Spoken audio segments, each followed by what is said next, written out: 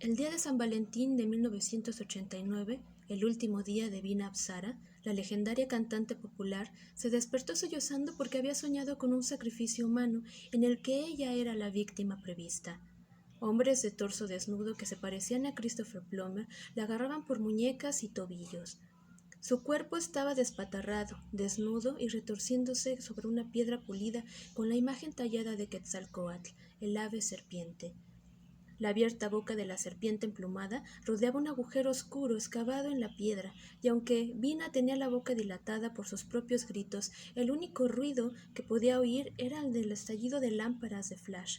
Sin embargo, antes de que pudiera cortarle el cuello, antes de que su sangre vital burbujeara en aquella horrible copa, se despertó al mediodía en la ciudad de Guadalajara, México, en una cama desconocida y con un extraño semidifunto al lado, un mestizo desnudo de 20 años, identificado en los innumerables artículos de prensa que siguieron a la catástrofe como Raúl Páramo, el playboy heredero de un magnate local de la construcción, bien conocido, una de cuyas sociedades era propietaria del hotel. Ella había sudado copiosamente y las sábanas empapadas apestaban a la sordidez sin sentido de aquel encuentro nocturno. Raúl Páramo estaba inconsciente, tenía los labios pálidos y su cuerpo era sacudido, cada pocos momentos, por espasmos que Bina reconoció como idénticos a sus propios retorcimientos en sueños. Al cabo de unos instantes, el mestizo comenzó a hacer ruidos horrorosos en el fondo de su tráquea, como si alguien le estuviera cortando el cuello, y su sangre fluyera por la sonrisa escarlata de una herida invisible y serpenteara cayendo en una copa fantasma. Bina, presa del pánico, saltó de la cama, agarró su ropa, los pantalones de cuero y el corpiño de lentejuelas doradas con que había hecho su última salida la noche anterior al escenario del centro de congresos de la ciudad. Despreciativa, desesperadamente, se había entregado a aquel don nadie, aquel muchacho que tenía la mitad de sus años. Lo había elegido más o menos al azar entre la multitud que había entre bastidores.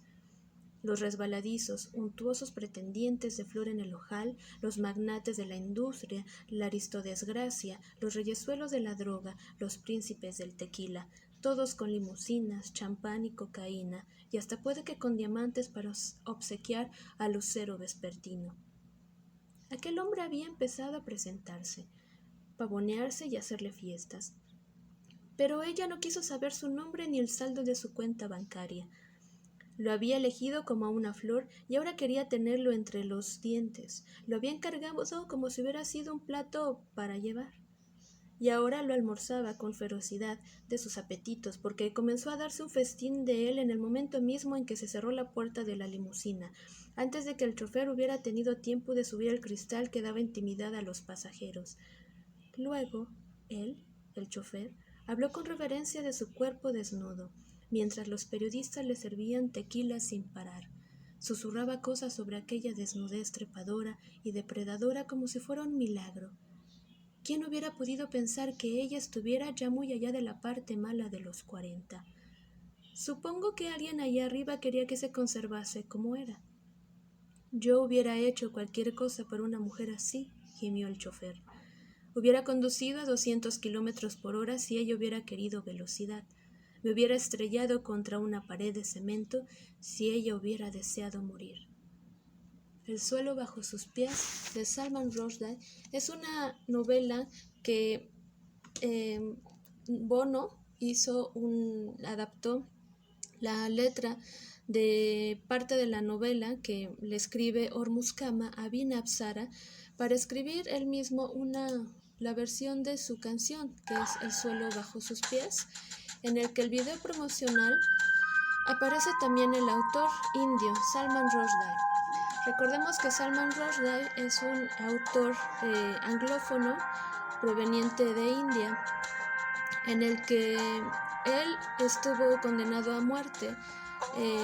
Le fue dictada la fatwa por haber escrito los versos satánicos, en el que él daba a entender en esa novela que el profeta Mahoma había recibido el Corán no por parte del arcángel Gabriel, sino lo había sido dictado por Shaitán, ¿no? Satanás. Este es un escritor bastante importante en las lenguas inglesas y en las lenguas, en la India, precisamente donde él es originario. Dentro de su obra también se está Hijos de la Medianoche, que es a partir de la independencia de India, se separa de Gran Bretaña y entonces escribe Hijos de la Medianoche, que justamente se da esta revuelta a mitad de la noche de 1948, me parece. Y Vergüenza también, que es otra novela importante, que ya hablamos de literatura postcolonial más que literatura anglófona. Y lo que encontramos en este tipo de novelas de este autor, igual que en Arundhati Roy, autora también de la India, es el realismo mágico, que él es propio, no solo muchos se le atribuyen a García Márquez, porque él lo difunde, pero ya se había hecho algo de realismo mágico en Los Recuerdos del Porvenir, de Elena Garro, años antes. Ella es realmente la precursora del realismo mágico, pero se le atribuye a García Márquez porque lo hizo en novelas posteriores. Salman Rushdie y Arundhati Roy también hacen uso de este recurso, de que le es propio a las escrituras de la India. Recordemos que su literatura se basa mucho en la mitología de la religión hindú.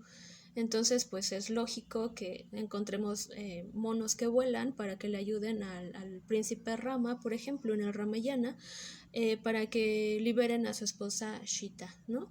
Entonces, bueno, encontramos este tipo de realismo mágico un poco más hacia la mitología, en este caso de la escritura india, de la India e hindú precisamente. Y bueno, Salman Rushdie escribe en inglés, ¿no? Se deslinda un poco de la lengua propia de India. Él nace en Bombay y esta es una novela bastante interesante que retoma el mito de Orfeo y Eurídice, en el que Binapsara sufre, donde está en el hotel, hay un terremoto y Ormuzkama va en su búsqueda, ¿no? No les cuento en qué termina, pero es una búsqueda del amor perdido, ¿no? El suelo bajo sus pies, Salman Rushdie.